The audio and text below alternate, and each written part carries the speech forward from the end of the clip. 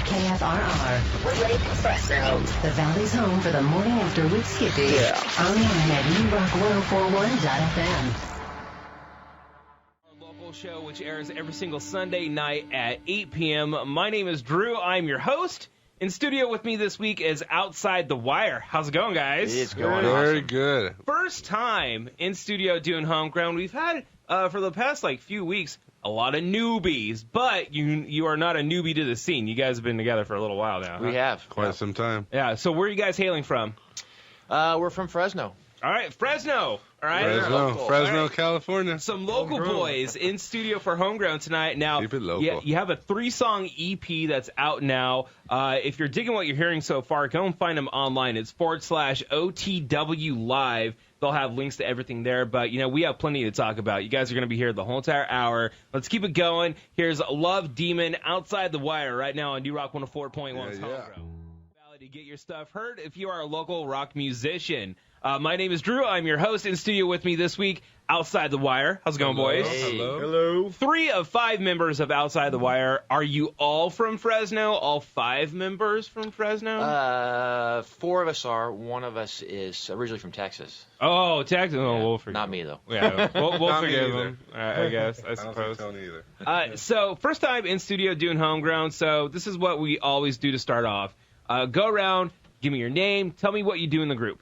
Okay, so my name's Mike Wiggins. I'm the bass player, also one of the chief songwriters, and de facto manager, for better or for worse. My name's Anthony Pollock. I play rhythm guitar, and I'm also a songwriter in the band.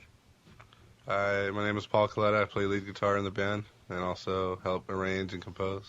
So everyone's a songwriter in the studio. Well, it's a team effort. Yeah. It really is. So. Oh, that's cool. And then there's 2 other members of the band. Yeah. Who are those guys? Aaron Dupree is our drummer, very, very good drummer, and Uriah Garcia is our lead vocalist, and also writes all the lyrics.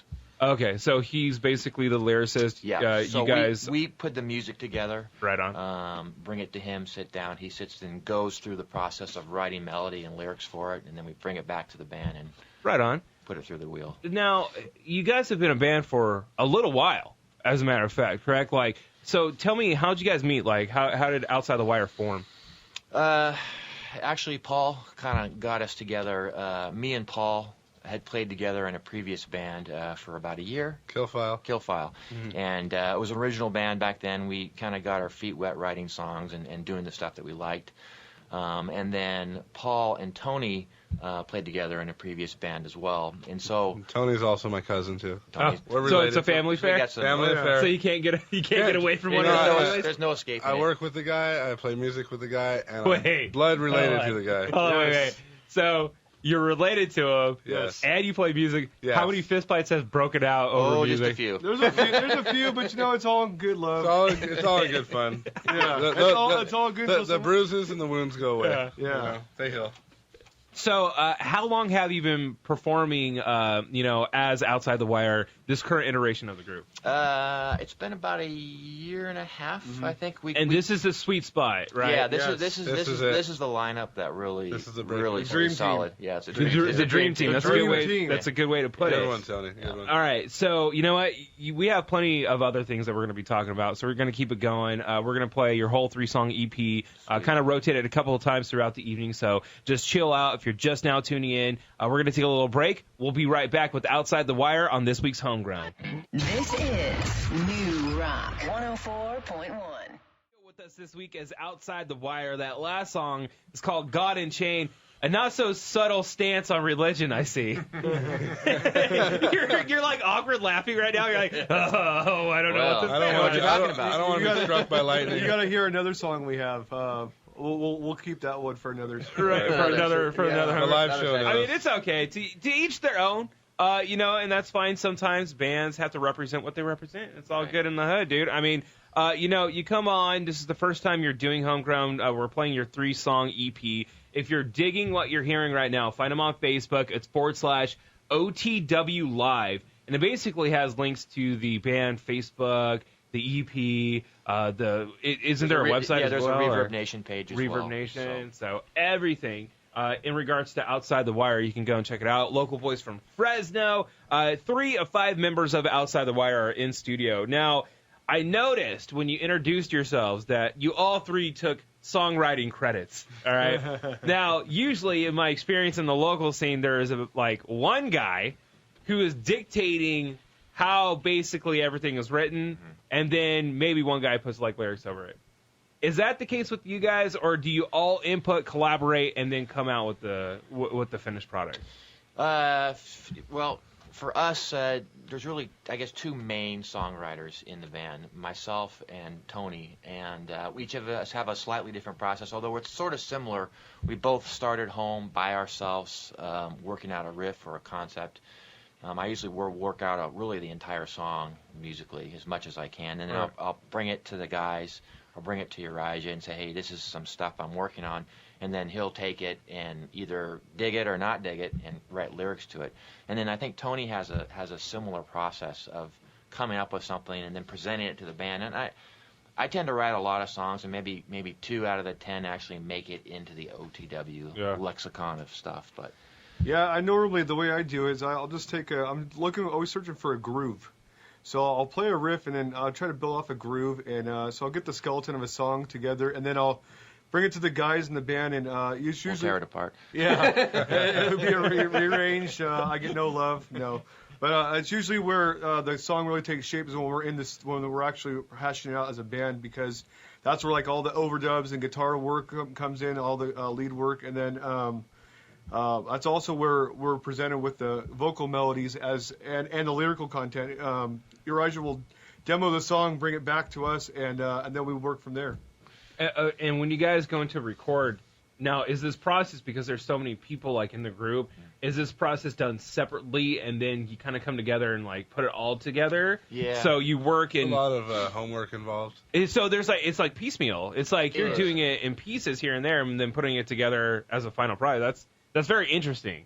Because usually people get together, practice as a group. Right. Sometimes you'll jam on a riff. We actually don't do a whole lot of that, and it's just the way it's developed. But a lot of times, I'm a bass player, right? So I'm not a great guitarist, so I can write pretty well with it. But I can't do the kind of work that these 2 guys do. Right. So I'll get what I think, the basics of it, and then the 3 of us will get together, and Paul can take it, and we can add the layers of complexity that really we need to make it an OTW song. Well, and that's kind of the first step, and then we kind of take it to the whole band, work with the drummer, and then Uriah and stuff. It's all about arrangements and stuff like that. When we're working together, we're trying to fine tune arrangements, because just because we present an idea to the band doesn't mean that idea stays. Sometimes it morphs, and in my situation, I think it gets better. Because at home I'm recording by myself, so I'm only looking at it from one angle. When I bring it to the guys, they make whatever I do sound so much better. Right. So it's a good process. That's a very good point. You know what? And you guys have been playing some live shows. You actually played Fulton 55 Friday night? Last night. Yeah, just a couple nights ago. A couple nights ago. We're gonna be actually talking about live shows in just a second. We're gonna keep it going. Here's Love Demon, Outside the Wire on New Rock 104.1's Homegrown.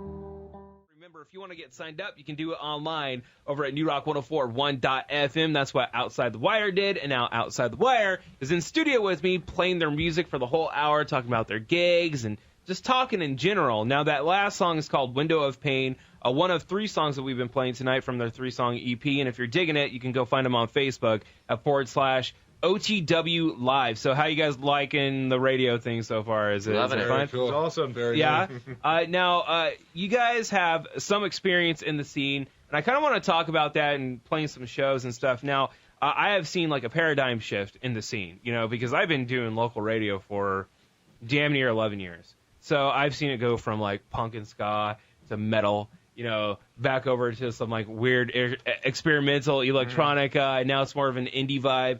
How do you carve out your own little piece of the pie in the local scene for your genre? Because the crunchy guitar-led stuff, I have to be honest, you see less of that. You see more of people making music, electronic stuff on a computer in their basement. Right. You know what I mean? Which isn't necessarily a bad thing.